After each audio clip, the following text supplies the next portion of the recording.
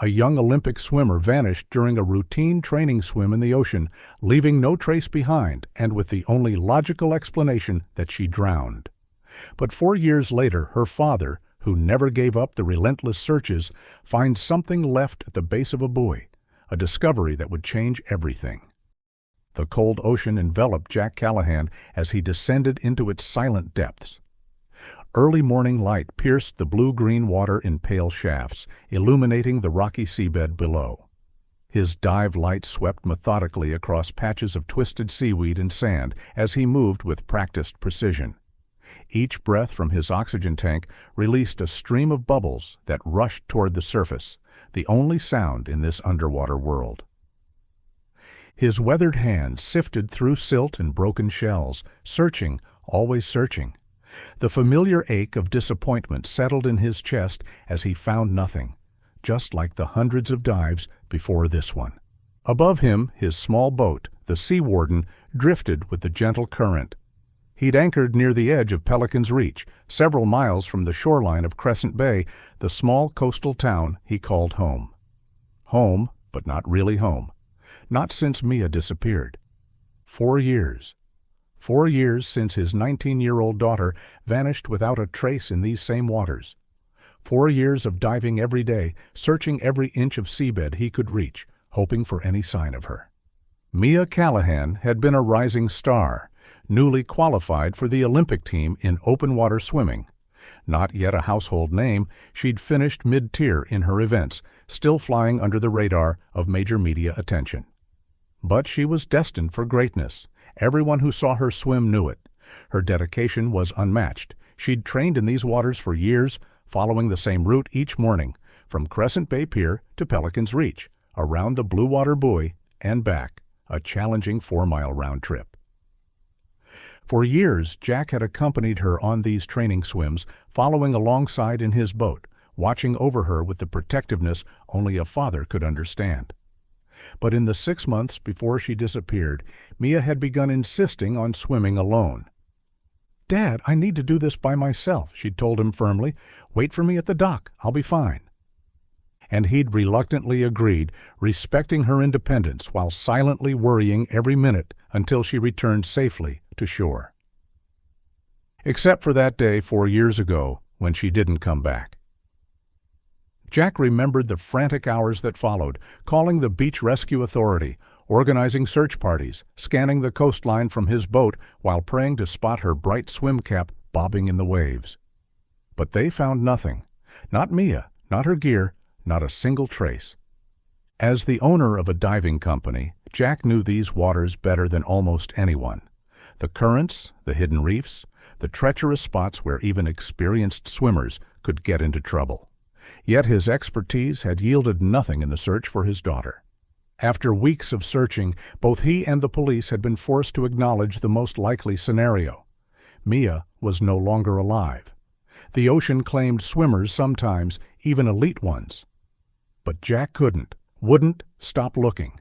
He needed to find his daughter, to bring her home, to give her a proper burial. She deserved that much. His only child, his pride, the talented girl with her whole life ahead of her. Today, something had drawn Jack farther from Pelican's Reach than usual, a restless instinct he couldn't ignore. A whisper that maybe, just maybe, he'd missed something out here. After hours of searching, Jack noticed his oxygen tank running low. Reluctantly, he began his ascent to the surface, his joints protesting after the long dive. As his head broke the water, he realized with concern that he'd ventured much farther than intended. His boat was barely visible in the distance. Jack began swimming toward the Sea Warden, his dive gear weighing him down. After several hundred yards, his muscles burning with fatigue, he paused to catch his breath. That's when he spotted a buoy nearby, not the Blue Water Buoy that Mia had used as a turning point, but a different one, farther out and rarely checked. Grateful for the rest, Jack swam to the buoy and grabbed onto its rusted metal frame. As he caught his breath, he happened to look up at the structure towering above the waterline. Something was strapped to the center of the buoy, some kind of device. Curiosity piqued, Jack pulled himself up on the buoy's platform, his wet hand slipping on the corroded metal.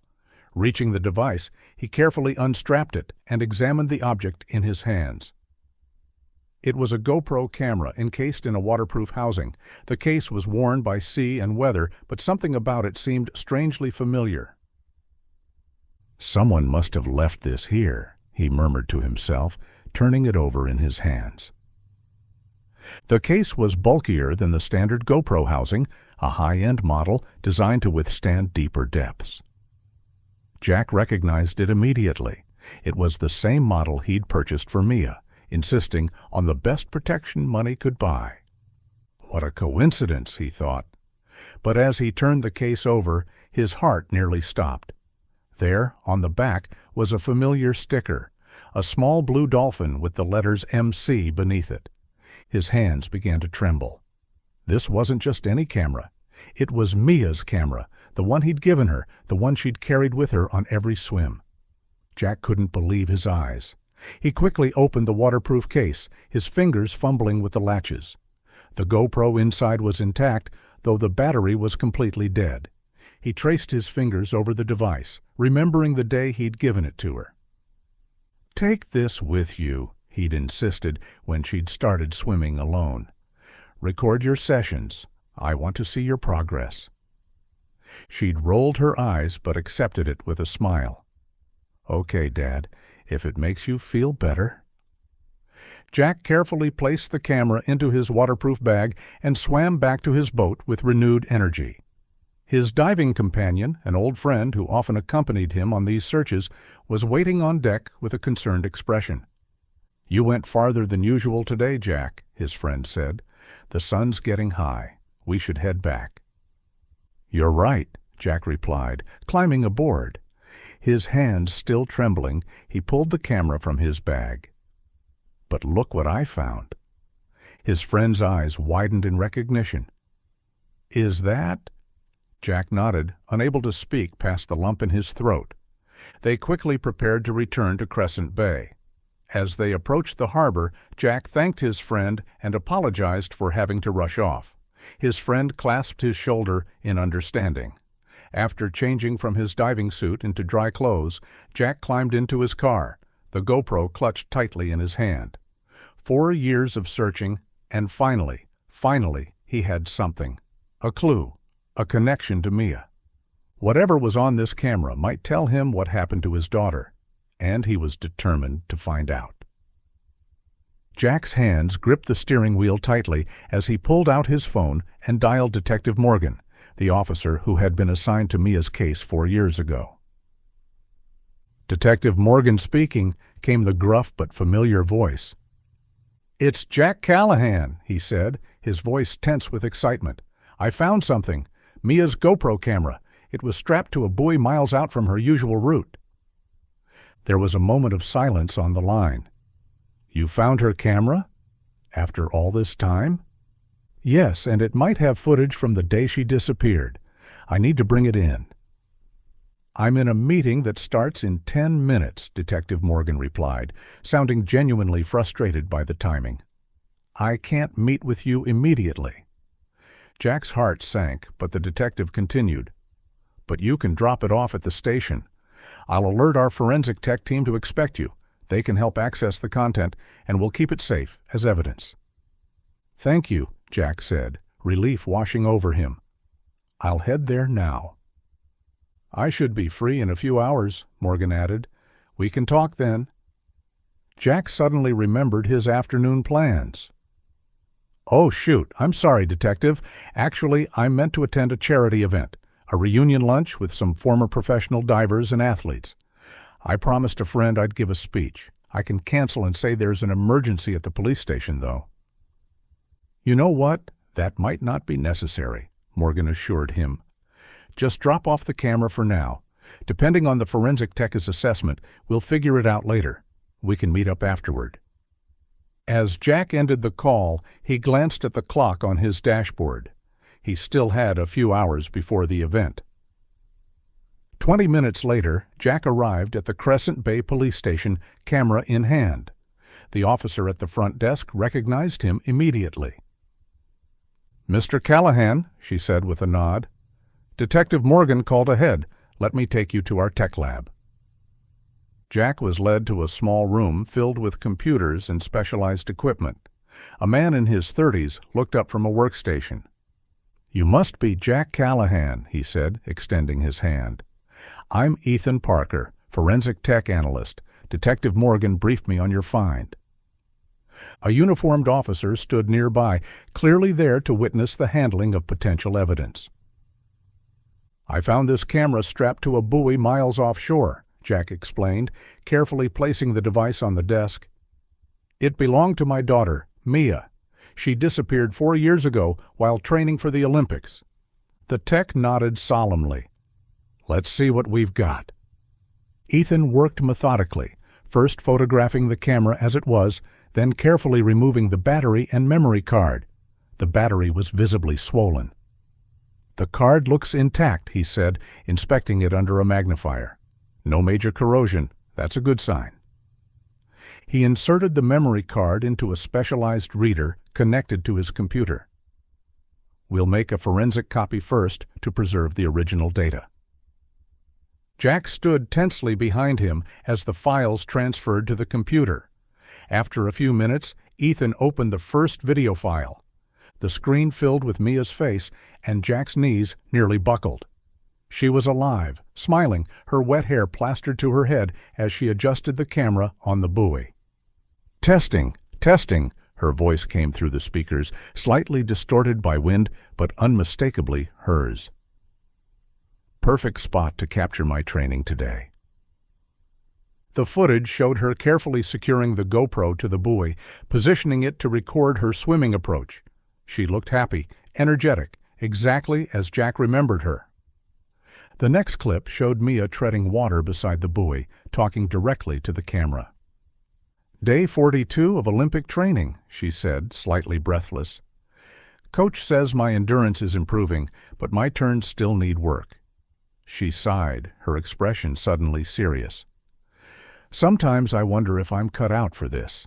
The pressure is intense, and I'm nowhere near the level of the top competitors.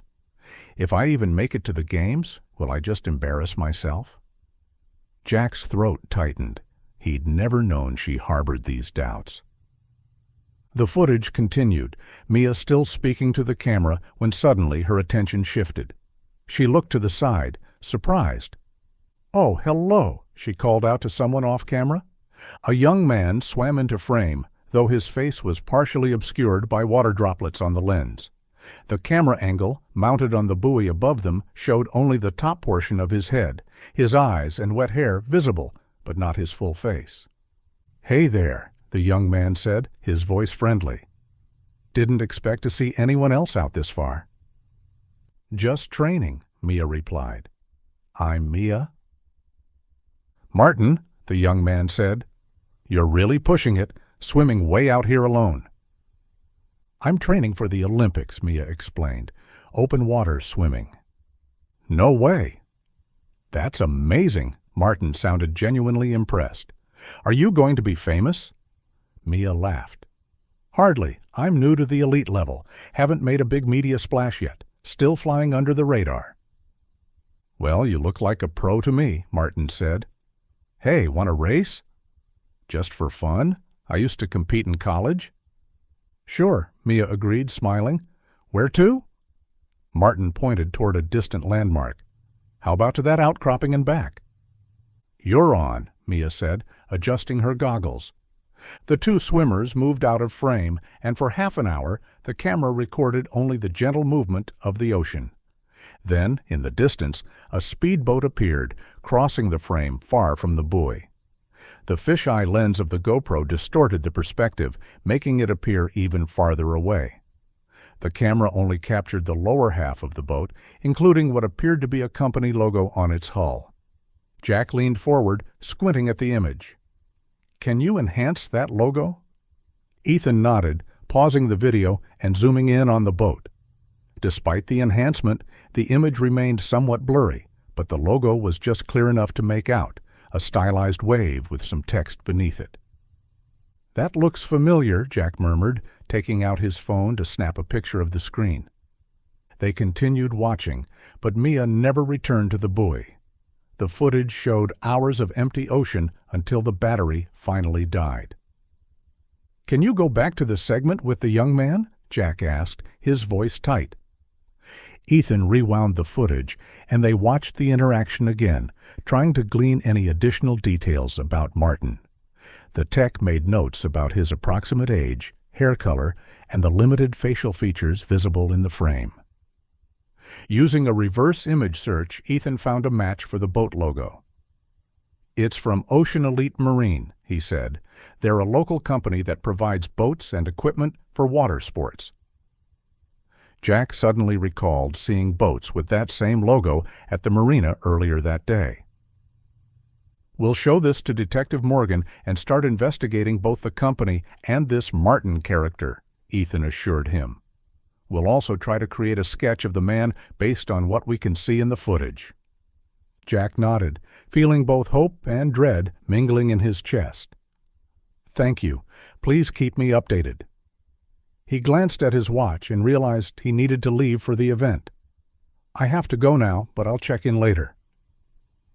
As he walked out of the station toward his car, Jack's mind raced with possibilities. After 4 years of nothing, he finally had something tangible. A lead? And he wasn't going to let it slip away. The Sports Club Center was bustling with activity when Jack arrived. Olympic banners decorated the walls of the event hall, and the smell of chlorine from the adjacent swimming pool permeated the air. Volunteers in matching T-shirts directed guests, and a small stage had been set up at the front of the room. An event organizer spotted Jack and hurried over. "Mr. Callahan, we were beginning to worry. You're up in 15 minutes. "Sorry for cutting it close," Jack apologized, following her behind the stage. "No problem. We understand you're a busy man," she said, gesturing for him to take a seat. "We'll just touch up your appearance quickly before you go on." The preparation was minimal, just enough to prevent the stage lights from washing him out. This was a community event, not a television appearance. Jack tried to focus on the speech he'd prepared weeks ago, but his mind kept drifting back to the GoPro footage. Mia's voice, so clear and vibrant, and the mysterious Martin who had appeared from nowhere. "5 minutes, Mr. Callahan," the organizer said, handing him a bottle of water. When it was time, Jack stepped onto the stage, greeted by polite applause. The audience was mostly comprised of former athletes, coaches, and supporters of the local swimming community. Everyone here knew about Mia's disappearance. It had been a local tragedy, though it never developed into a national story. The official narrative had settled on a tragic drowning accident during solo training, sadly not unheard of even among experienced open-water swimmers. Jack cleared his throat and began his prepared speech about water safety and the importance of supporting young athletes. He spoke of resilience and determination, qualities his daughter had embodied. The audience listened attentively, nodding and applauding at appropriate moments. After thunderous applause, Jack stepped down from the stage and made his way to a table where his old friends from his own swimming days waited. They greeted him warmly, clapping him on the back and pulling out a chair. "Great speech, Jack," said Tom, a former Olympic swimmer who had trained with Jack decades ago. "You always had a way with words." "Thanks," Jack replied, accepting a glass of water, his mind still whirling with the day's discoveries he couldn't help sharing. "Listen, something incredible happened today. I found Mia's GoPro camera." His friends stared at him in disbelief. "After 4 years?" asked Mike, another former athlete. "Where?" "Strapped to a buoy miles out from her usual route," Jack explained. "It had footage from the day she disappeared." Lowering his voice, he described what he'd seen at the police station and showed them the picture he'd taken of the boat logo on his phone. Tom leaned in for a closer look. "That's Ocean Elite Marine. They're one of the local companies that sponsor our local athletes in the Olympic program. They weren't around in our day, only became prominent in the last 7 years or so." "Really? Do you know anything about them?" Jack asked. Not much, except they've been generous with equipment donations and transportation for water athletes, Tom replied. In fact, he added, gesturing across the hall, they have a booth set up right over there. Jack turned to look where Tom was pointing. Indeed, a sleek display booth with the Ocean Elite Marine logo stood against the far wall, staffed by 2 men in matching polo shirts. I'm going to talk to them, Jack said, standing up abruptly. His friends exchanged concerned glances, but didn't try to stop him. Jack approached the booth with measured steps, trying to appear casual despite his racing heart. The 2 staff members looked up as he approached, one middle-aged with graying temples, the other younger with an eager smile. Good afternoon, the older man greeted him. Interested in our water sports equipment? Actually, I'm curious about your company, Jack said. I understand you sponsor Olympic athletes. We do indeed, the younger man replied enthusiastically. It's part of our corporate social responsibility program. We provide boats, equipment, and transportation for promising athletes who might not otherwise have the resources to train properly. That's commendable, Jack said, then carefully added, Do either of you know someone named Martin associated with your company? The 2 men exchanged a quick glance, their smiles faltering slightly. Martin? The older one repeated. There might be several employees with that name. Do you have a last name? Jack shook his head, then decided to take a risk. He pulled out his phone and showed them the screenshot of the boat with their logo. I'm trying to identify this particular boat and possibly a young man named Martin who might have been using it. The reaction was immediate and unmistakable. Both men tensed, their friendly demeanor replaced by obvious nervousness. I'm not sure about that specific vessel, the younger man stammered. We have quite a fleet, you see. The older man quickly added, If you need information about our boats, you should speak with the staff at the marina. We're just here for marketing purposes. Jack thanked them and walked away, his suspicions heightened by their reaction. As he headed back toward his friend's table, he glanced back at the booth and saw the younger staff member had stepped away, pacing anxiously with a phone pressed to his ear. The man ran his hand through his hair in an agitated gesture, then motioned to his colleague. Within moments, they began packing up their display materials, clearly preparing to leave. Jack changed direction, bypassing his friend's table and heading straight for the exit. Something wasn't right, and his instincts, the same ones that had kept him alive during dangerous dives, were screaming at him to follow these men. As he neared the door, the event organizer intercepted him. Mr. Callahan, where are you going? You're supposed to give a closing speech in 20 minutes. I'm sorry, Jack said firmly. Family emergency. I have to go. Without waiting for a response, he pushed through the doors and hurried to the parking lot. He was just in time to see the 2 men loading equipment into a van emblazoned with the Ocean Elite Marine logo. Jack rushed to his own car, his heart pounding. What he was doing was impulsive, perhaps even foolish, but he couldn't shake the feeling that these men were connected to Mia's disappearance. As the company van pulled out of the parking lot, Jack started his engine, determined to follow them and discover whatever truth they were hiding. Jack kept a careful distance behind the Ocean Elite Marine van as it wound through Crescent Bay's coastal roads. The rational part of his mind questioned what he was doing, following strangers based on a hunch and their nervous reaction to a name. But the father in him, the part that had never stopped searching for Mia, knew this was no coincidence. Please let this lead somewhere, he whispered, gripping the steering wheel tightly. His phone rang, startling him. Detective Morgan's name flashed on the screen. Jack answered through his car's Bluetooth system. Mr. Callahan, I've reviewed the footage, Morgan said without preamble. I've put together a team, and we're heading to the marina now to investigate Ocean Elite Marine. Our team at the station has already been in contact with the company earlier regarding the case. I'm already on it, Jack replied, keeping his eyes on the van ahead. I'm following 2 of their employees. They were at the charity event, but left suddenly after I asked about Martin and showed them the boat image. Following them? Morgan's voice sharpened. Jack, that could be dangerous. Are you certain these men pose a threat? No, but they're acting suspicious. They claim to be just marketing staff, but they seemed frightened when I mentioned Martin. Where are they heading? Toward the marina? Jack frowned as the van turned onto a side road, moving away from the main harbor. No, they're going in the opposite direction, taking the coastal road past the headland. Share your location with me, Morgan instructed. And Jack, be careful. Don't approach these men. Call me immediately if something happens. Will do, Jack promised, then ended the call. He intended to share his location as requested, but the van suddenly accelerated, forcing Jack to speed up to keep them in sight.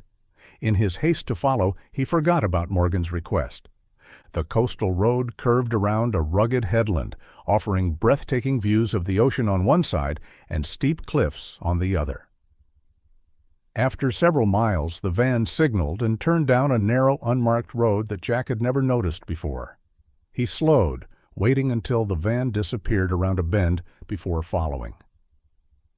The road descended toward the coastline, ending at what appeared to be an abandoned marina. Unlike the main harbor in Crescent Bay, this facility was dilapidated, with rusted docks and weathered buildings. The van pulled up near one of the structures and parked. Jack stopped his car well before the marina entrance, parking behind a stand of coastal pines that provided cover. There were no other vehicles in sight, which would make his own car conspicuous if he drove any closer. This doesn't look like an active Ocean Elite facility, he murmured to himself, cutting the engine. Exiting his car quietly, Jack approached on foot, staying hidden behind vegetation and old equipment scattered around the perimeter.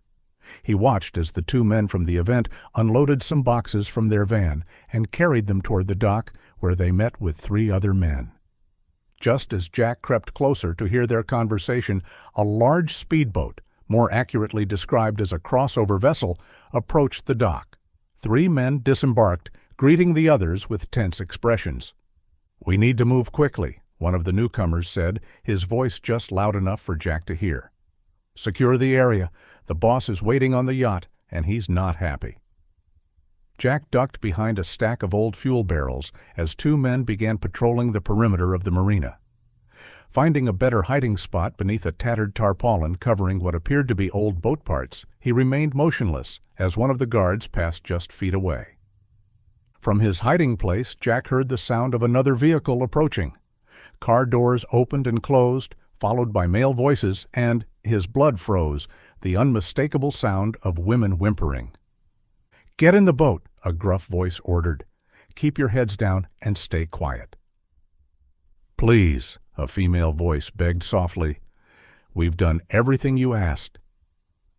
"Shut up and move," came the harsh reply. The sound of footsteps on the wooden dock followed, then the rumble of the boat's engine starting up. Jack desperately wanted to look to see if Mia might be among the women, but he didn't dare emerge from his hiding place while the guards were still patrolling. As the boat's engine faded into the distance, Jack heard 2 men conversing nearby. "How could this happen?" one said, his voice strained with worry. "No idea," the other replied. "They've been safe for 4 years, and now the police start sniffing around them. Maybe someone inside leaked something, or one of those girls talked somehow. The boss is going ballistic. Said if we don't clean this up, we'll be joining those guys from last year at the bottom of the channel. Let's get out of here. We've done our part." Jack remained perfectly still as the men returned to their van and drove away. Only when the sound of their engine had completely faded did he cautiously emerge from his hiding place. Standing on the abandoned dock, he stared out at the ocean where the speedboat had disappeared. His worst fears were confirmed. Mia hadn't drowned in a training accident. She'd been taken, and from what he'd just heard, she might have been held captive for the entire 4 years she'd been missing. With shaking hands, Jack pulled out his phone and called Detective Morgan. "Jack, where are you?" Morgan demanded. "You never shared your location." "I'm at an abandoned marina about 10 miles north of Crescent Bay," Jack said urgently. "Beyond the northern headland, down an unmarked road. I just witnessed what I believe is a human trafficking operation involving Ocean Elite Marine." "Human trafficking?" Morgan repeated sharply. "Yes, I heard them talking about girls they've kept safe for 4 years, the exact time Mia's been missing. And I saw a speedboat taking women somewhere offshore." Jack's voice broke. "I think my daughter might be one of them." "Stay where you are," Morgan ordered. "We'll send units to your location immediately." "No," Jack said forcefully. "Don't come here. There's nothing left to find.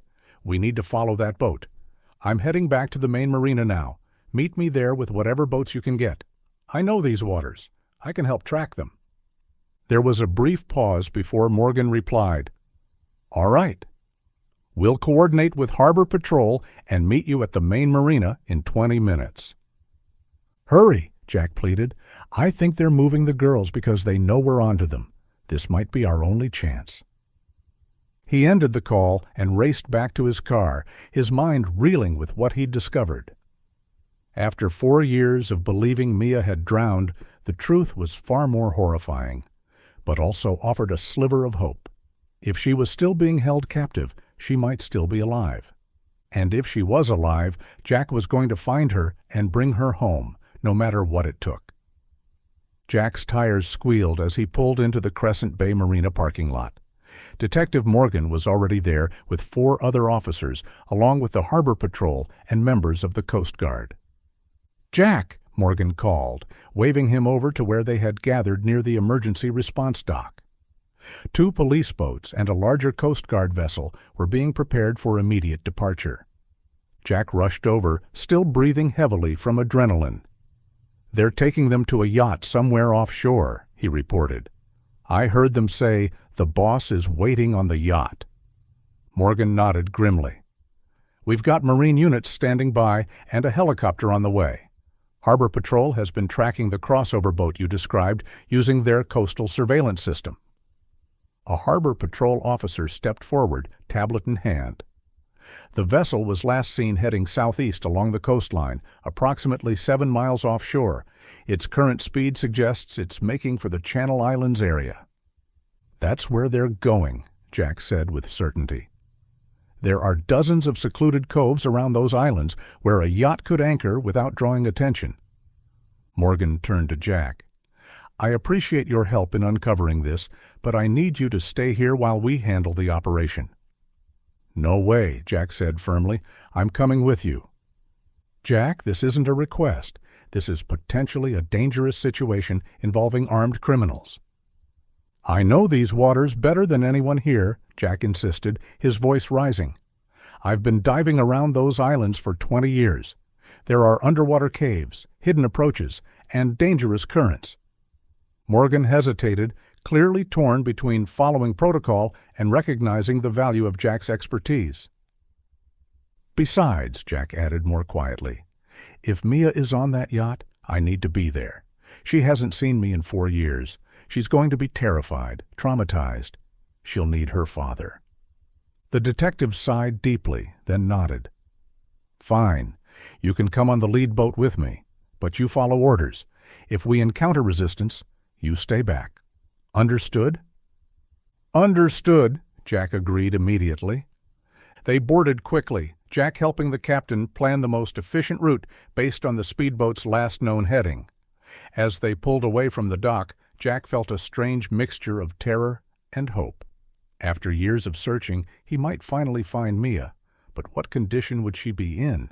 What had these people done to her? The police radio crackled to life.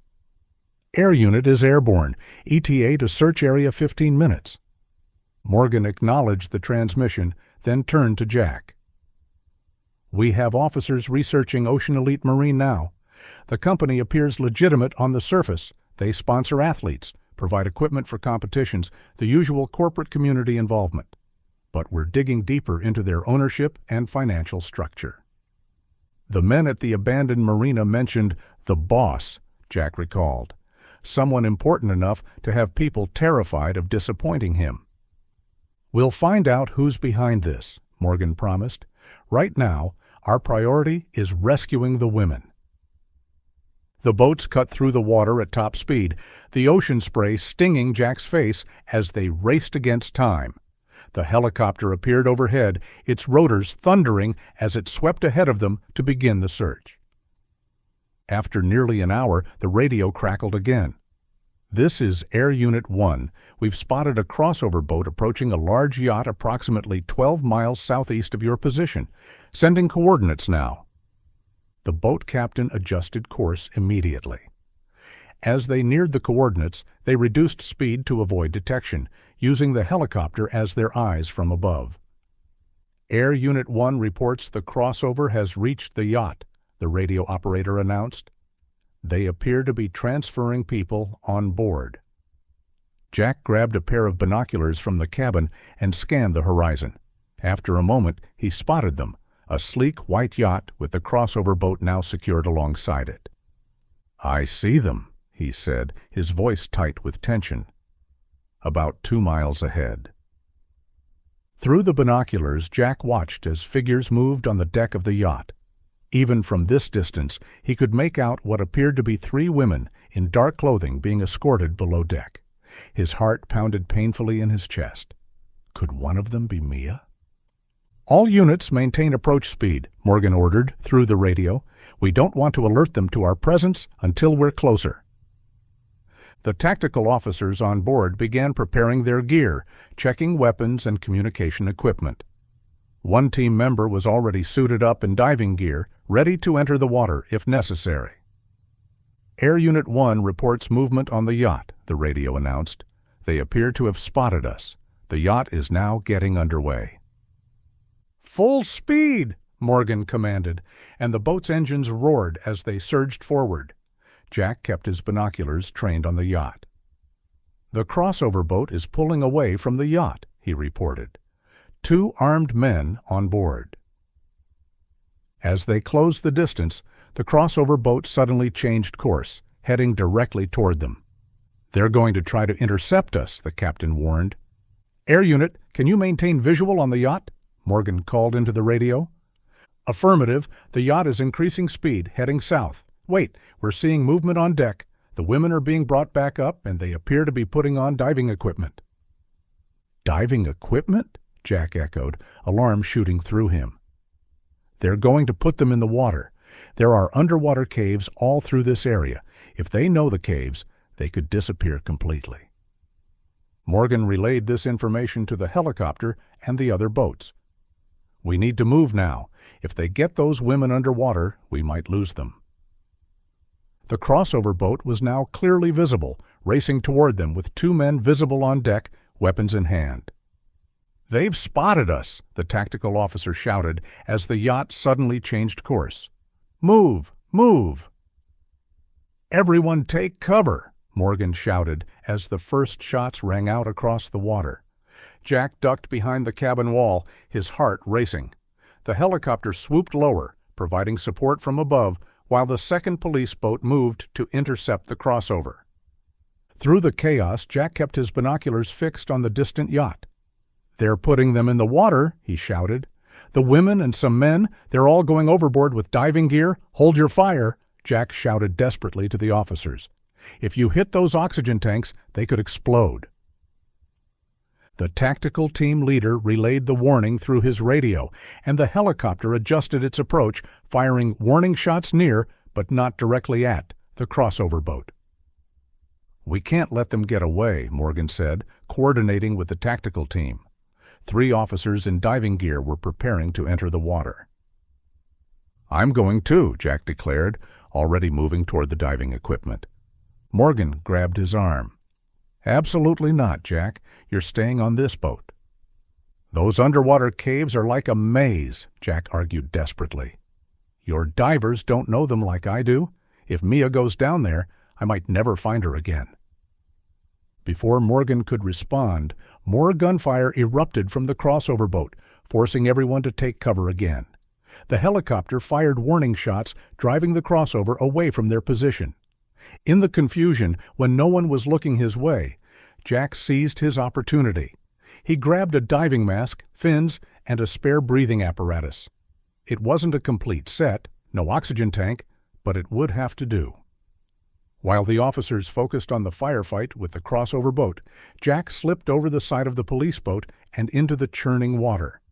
The cold shocked his system, but decades of diving experience took over. He surfaced once, getting his bearings and spotting the yacht about 500 yards away. Then, taking a deep breath, he dove beneath the waves, swimming with powerful strokes toward the only thing that mattered, finding his daughter before she disappeared. "Please, Mia," he thought desperately as he began swimming. "Hold on. I'm coming." Jack swam with powerful strokes, propelling himself toward the area where the kidnappers and their captives had disappeared beneath the waves. He couldn't stay underwater long without a tank, so he alternated between surface swimming and brief dives, trying to catch glimpses of the divers below. During one such dive, he spotted them. The dive team had intercepted the kidnappers about 30 feet below the surface. An underwater struggle was unfolding in slow motion.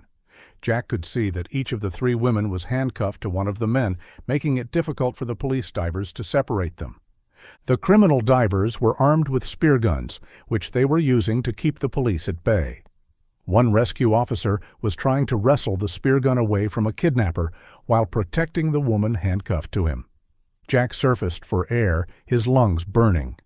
He couldn't help in the underwater fight, not without proper equipment, and certainly not against armed opponents.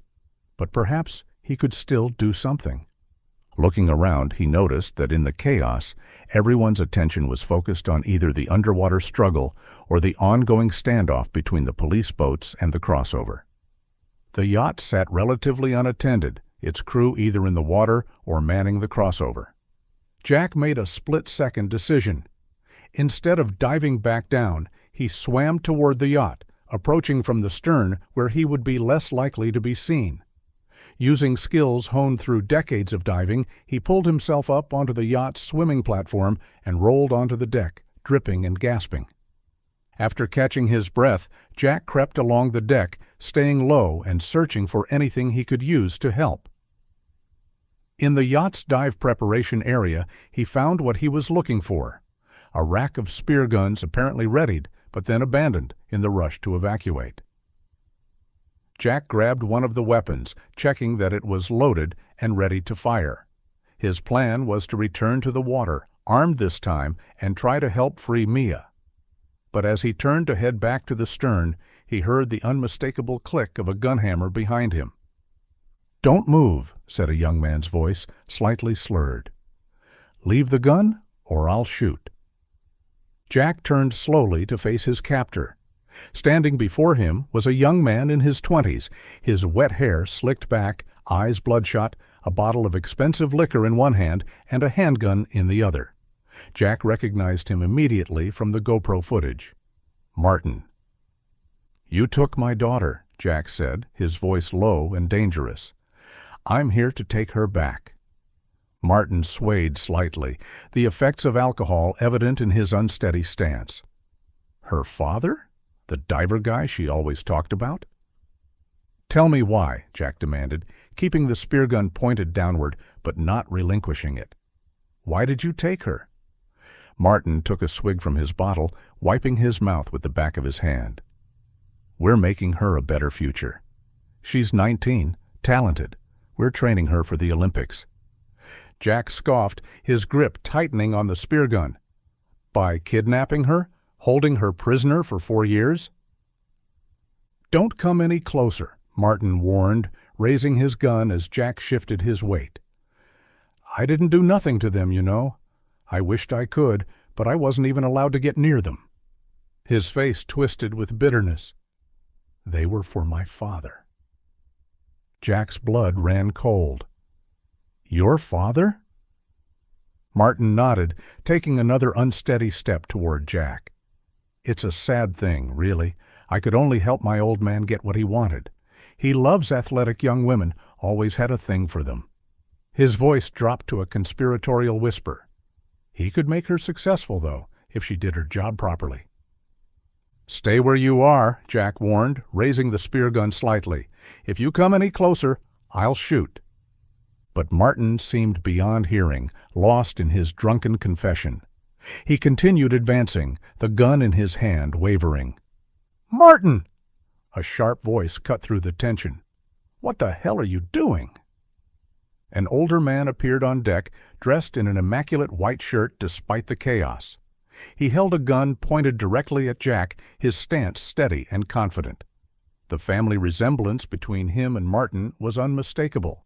The same eyes, the same jawline, but the older man's face was hardened by years of cruelty. "I'll shoot you myself," the man, clearly Martin's father, snarled to Jack. "My useless son can't do his job properly." He turned his cold gaze on Martin. "Just admit it, boy.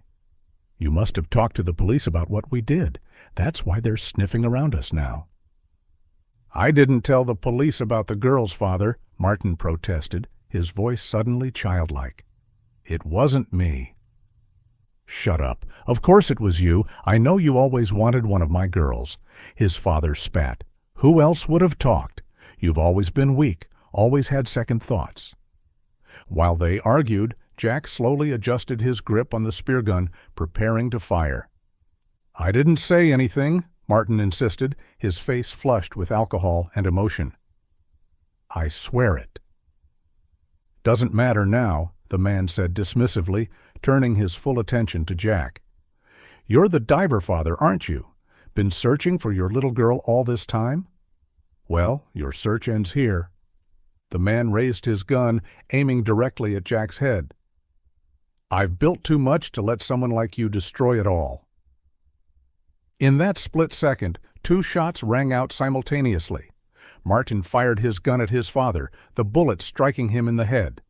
At the same moment, Jack fired the spear gun, initially aimed at the father. But without the resistance of water, the spear flew erratically, missing the target entirely and instead embedding itself in Martin's shoulder. The chaotic, unpredictable force of the shot sent him reeling. The old man crumpled to the deck, blood pooling beneath him. Martin stood frozen, the gun still gripped tightly in his trembling hand, his body rigid with shock. Pain radiated through his shoulder where the spear gun's bolt had embedded itself, but he didn't move, didn't even flinch. His wide, vacant eyes locked on his father's lifeless body as though he couldn't quite comprehend what had just happened. His breath came in shallow gasps, each one punctuated by a sharp throb of pain. After what felt like an eternity, he raised the bottle to his lips, the liquid burning as it slid down his throat. "I hate you, Grant," he muttered, the words barely audible, tinged with a mixture of grief and seething anger. The shock was broken by a sharp pain in Jack's leg. Looking down, he realized Grant had managed to fire his weapon as well. Blood soaked through Jack's pants where the bullet had struck his thigh. Despite the searing pain, Jack seized the moment of confusion to hobble to the edge of the yacht and dive back into the water. Bleeding and in agony, he swam toward where the underwater struggle continued, determined to reach Mia before his strength gave out. The cold water momentarily numbed the pain in his leg, but each kick sent fresh agony shooting through his body. Blood trailed behind him as he swam toward the front of the yacht, where he had last seen Mia. Underwater, Jack could see the struggle continuing. The police divers had engaged the remaining kidnappers, working to free the women still handcuffed to their captors. Through the churning water and streams of bubbles, Jack spotted Mia still fighting against the man who held her. With the last of his strength, Jack swam toward them. The kidnapper saw him approaching and raised a spear gun of his own. Jack had no weapon now, nothing but his determination to save his daughter. As the kidnapper took aim, Jack saw one of the police divers approaching from behind. In perfect coordination, the officer grabbed the kidnapper's arm just as he fired, causing the spear to miss Jack by inches. Jack reached Mia and the struggling kidnapper. Despite his weakening state, he managed to grab the man's dive regulator and yank it from his mouth, just as he had done in the cave. The sudden loss of air caused the kidnapper to panic, loosening his grip on Mia. Together, Jack and the police diver overpowered the kidnapper. The officer quickly cut through the handcuffs binding Mia to her captor, finally freeing her after 4 long years.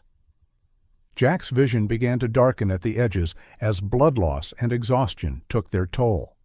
The last thing he saw before consciousness slipped away was Mia's face, her eyes wide with recognition and disbelief as she reached for him through the water. Jack awoke to the rhythmic beeping of medical equipment and the gentle rock of a boat.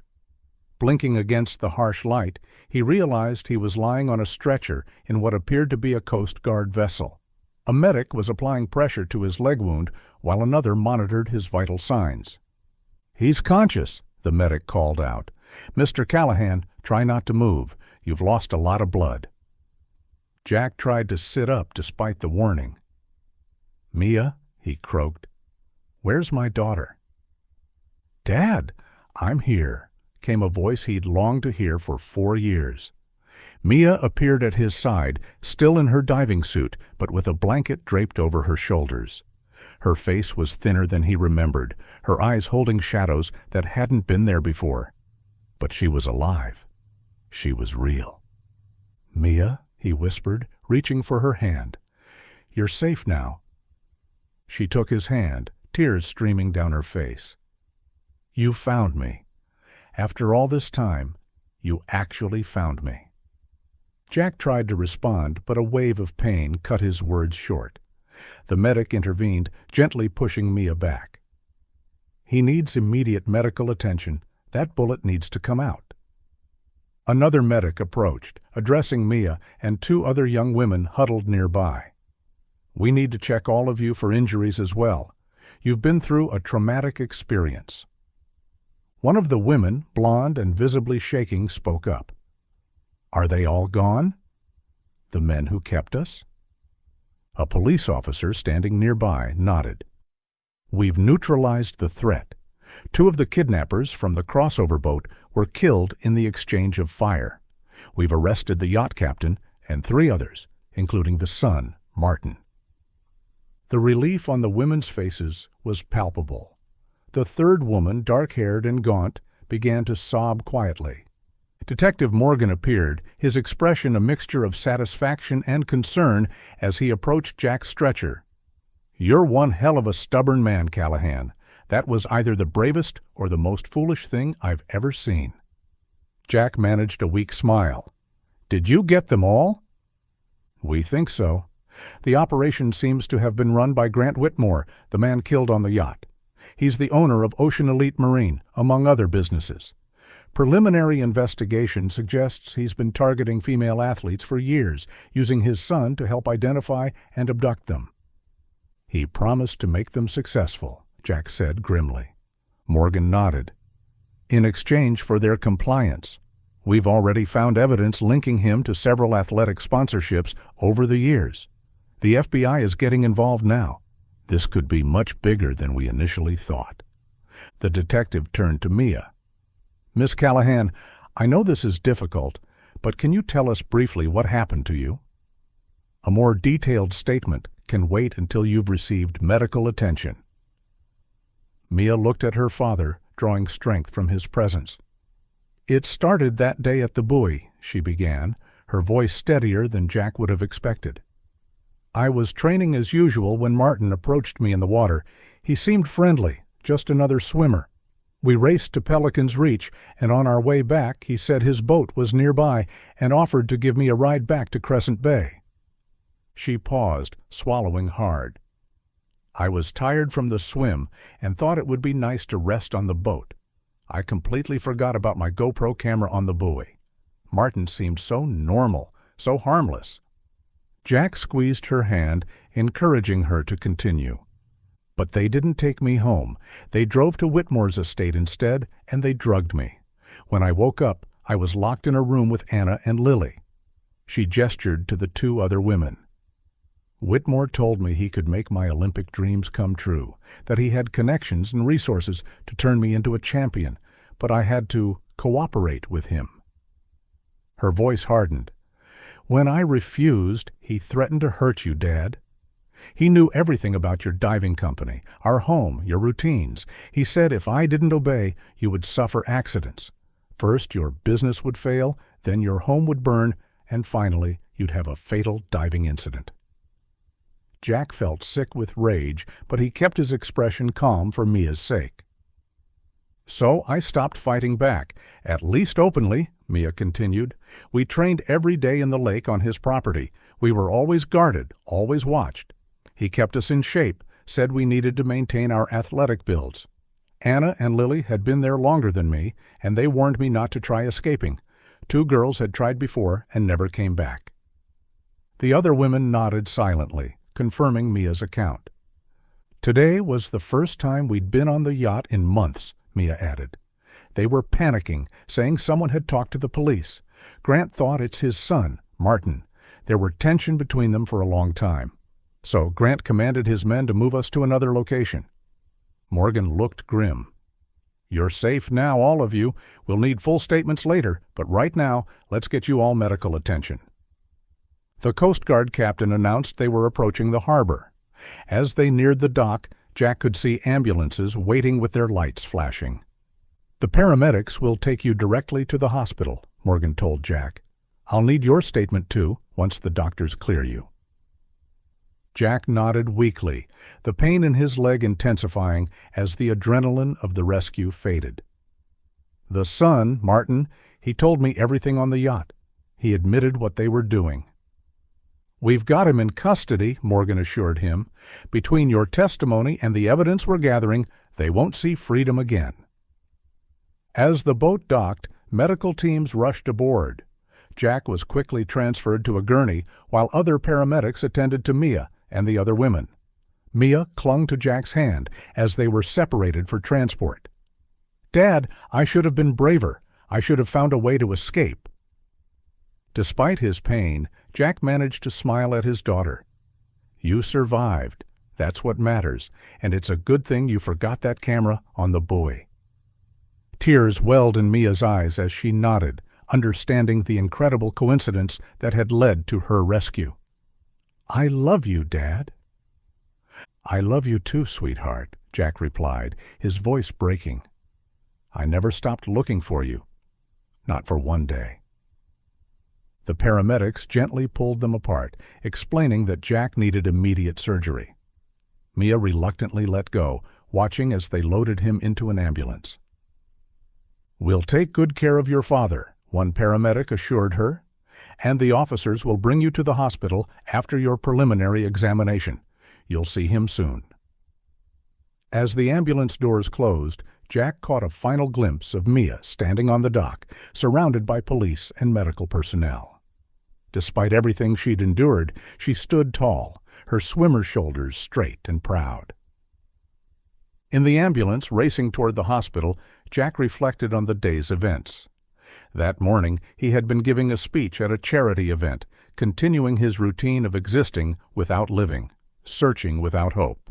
Now, against all odds, he had found his daughter and brought her home. The path ahead would not be easy. Mia and the other women would carry the scars of their captivity for years to come. There would be statements to give, trials to endure, and long journeys of healing for all of them. But for the first time in 4 years, Jack felt truly alive. His daughter was safe. She was free. And he would never let her out of his sight again. As the pain medication took effect and consciousness began to slip away, Jack's last thought was a prayer of gratitude for the stubborn determination that had kept him searching, for the miraculous discovery of the GoPro camera, and for the second chance he and Mia had been given. Against all odds, they had found their way back to each other, and whatever challenges lay ahead, they would face them together.